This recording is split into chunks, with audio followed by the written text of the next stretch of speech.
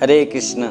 भक्तों, प्रत्येक जीव अपना कर्म के अनुसार फल प्राप्त करते हैं। कभी स्वर्ग तो कभी इस मर्त्यलोक में तो और कभी अत्यंत नीच कर्म करते हुए, अत्यंत पाप कर्म करते हुए वो नरक को भोग करता है। परंतु भगवान स्वयं इन समस्त जीवों को जब सृष्टि किया और देखा कि ये समस्त जीव केवल पाप में प्रवृत्त होकर नरक भोग कर रहा है, तो भगवान एक सुंदर रास्ता, मार्ग और धर्म को स्थापन करते हुए, प्रणयन करते हुए समस्त जीवों को यह धर्म मार्ग को उपदेश दिया।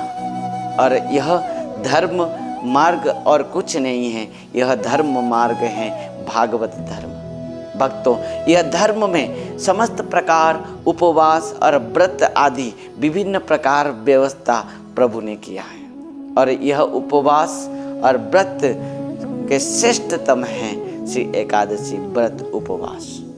यह एकादशी व्रत और उपवास के द्वारा जीव अनायास में अत्यंत सुलभ और सहज के द्वारा वो अपना समस्त पापों कर्मों से मुक्त होकर वो सुख, शांति और ऐश्वर्य को प्राप्त कर पाएगा और अंत में भगवत प्राप्त कर पाएगा। आज हम लोग श्रवण करेंगे यह आश्विन मास के कृष्ण पक्ष इंदिरा एकादशी की कथा महिमा। ब्रह्मवैवर्त पुराण में साक्षात युधिष्ठिर महाराज ने भगवान श्री कृष्ण से प्रश्न किया, कहा कि प्रभु आप मुझे कृपा करके यह आश्विन मास के कृष्ण पक्ष एकादशी तिथि की महिमा कथा और इसका नाम क्या है आप मुझे श्रवण कराइए। भगवान श्री कृष्ण ने कहा, राजन, यह आश्विन मास कृष्ण पक्ष एकादशी तिथि का नाम है इंदिरा एकादशी। और यह एकादशी की महिमा इस प्रकार है, यदि केवल कोई श्रद्धा में श्रवण करता है उनको समस्त यज्ञ का फल प्राप्त हो जाता है।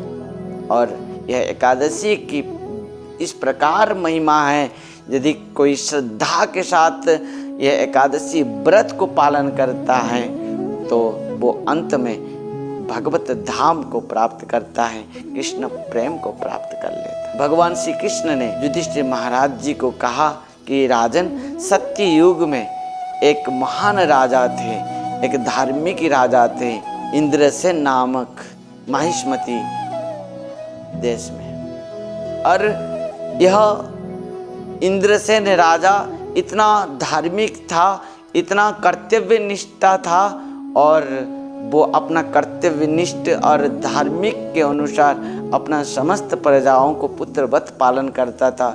पत्नी, अपना पुत्र, अपना पौत्रों के साथ वो बहुत आनंद में रहता था। और भगवान कह रहे हैं, ये मेरा भजन, चिंतन, मनन हर समय करता था। एक समय की बात, महाराज इंद्रसेन ने अपना सुंदर सज्जा के ऊपर सुख निद्रा में शयन कर रहे थे। श्री नारद जी स्वर्ग से नीचे मर्त्यलोक में जब आए, आकर राजा इंद्रसेन के पास पहुंचते हैं।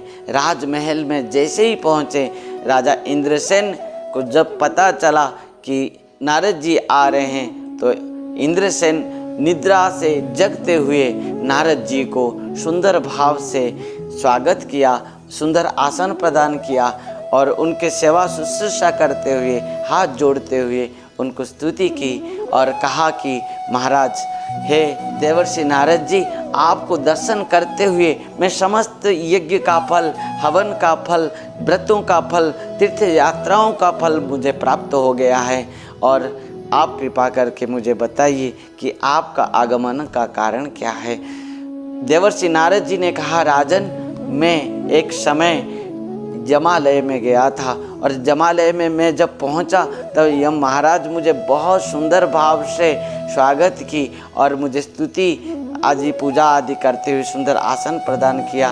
और मैं वहाँ पर दर्शन किया कि बहुत पुण्यवान व्यक्ति भी कुछ पापों के लिए वो जमपुर में रहते हैं और वहाँ पर विभिन्न प्रकार दुख और क्लेश पा रहे हैं। और आश्चर्य की बात है राजन कि आपके पिताजी भी वहाँ पर उपस्थित थे। उन्होंने जब मुझे देखा और कहा कि हे देवर्षि नारद जी, मेरा पुत्र है महाराज इंद्रसेन हैं जो माहिष्मती नगरी में राजा हैं, आप कृपा करके इस बात को उनको कह देंगे कि आपके पिता कुछ पूर्व जन्म के पापों कर्मों के फल स्वरूप आज यमालय में दुख पा रहे हैं। और यदि आने वाली एकादशी तिथि आश्विन मास कृष्ण पक्ष इंदिरा एकादशी व्रत को निष्ठा के बाद पालन करते हुए मुझे प्रदान करता है, तो निश्चित भाव से मैं समस्त पापों से मुक्त होकर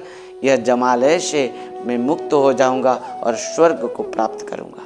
इस बात को नारद जी जब कहा तो इंद्रसेन महाराज नारद जी के चरण में प्रणाम करते हुए कहा कि हे देवर्षि नारद जी, आप कृपा करके यह आश्विन मास कृष्ण पक्ष इंदिरा एकादशी की महिमा और पालन की विधि कथा मुझे सुनाइए। नारद जी बहुत सुंदर भाव से सुना रहे हैं। दशमी, एकादशी और द्वादशी राजन, इन तीनों दिन निष्ठा के साथ पालन करना चाहिए। दशमी के दिन समस्त भोगों आदि पदार्थों को त्याग करते हुए, इंद्रियों को संयत करते हुए एक बार भोजन करना चाहिए और उस दिन एकादशी व्रत के लिए संकल्प लेना है और लेते हुए रात्र में भूमि के ऊपर शयन करना है।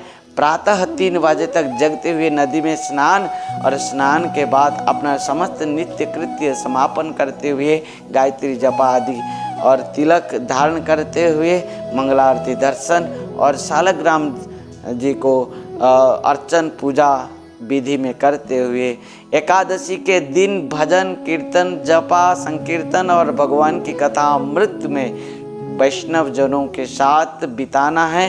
और रात्र में भी भगवान की कथा और भगवान का नाम कीर्तन संकीर्तन जपा करते हुए रात्र उजागर करना है। अनाहार और जल तक भी स्पर्श नहीं करना चाहिए।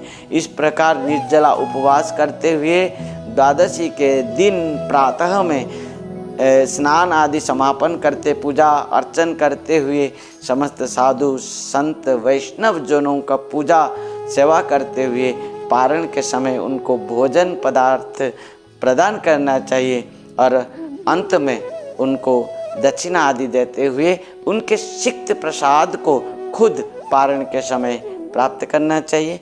इस प्रकार निष्ठा के साथ संपूर्ण भाव से एकादशी व्रत को पालन करते हुए आपके पिताजी को आप प्रदान कीजिए। निश्चित भाव से आपके पिताजी समस्त पापों से मुक्त होकर स्वर्ग प्राप्त करेंगे। इस प्रकार कहते हुए नारद जी अंतर्ध्यान हो गए और नारद जी अंतर्ध्यान होने के बाद महाराज इंद्रसेन ने अपनी पत्नी, अपना पुत्र, पौत्र एवं समस्त राज्यवासियों के साथ यह आश्विन मास कृष्ण पक्ष इंदिरा एकादशी व्रत को बहुत निष्ठा के साथ पालन किया और समस्त फल को पिता जी को दिया और उनके पिताजी स्वर्ग को प्राप्त किया।